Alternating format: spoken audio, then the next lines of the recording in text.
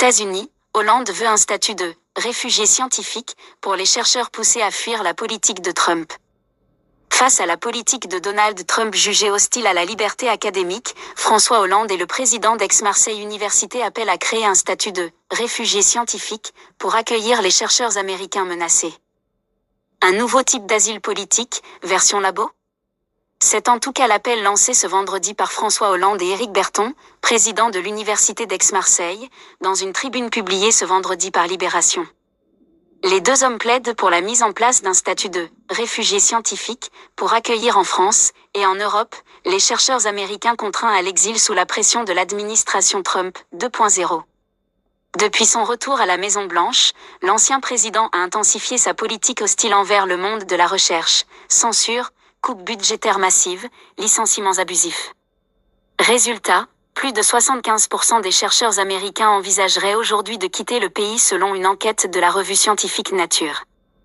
SAF place Fort Science. Pour répondre à cette situation, l'Université d'Aix-Marseille a lancé en mars un programme d'accueil baptisé « SAF place Fort Science », un lieu sûr pour la science en bon français. En moins d'un mois, près de 300 candidatures ont afflué, souvent accompagnées de récits inquiétants transmis via des messageries cryptées.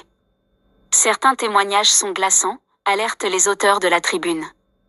Ils évoquent une atmosphère de surveillance et de pression idéologique qui pousse des scientifiques à envisager l'exil comme seul recours.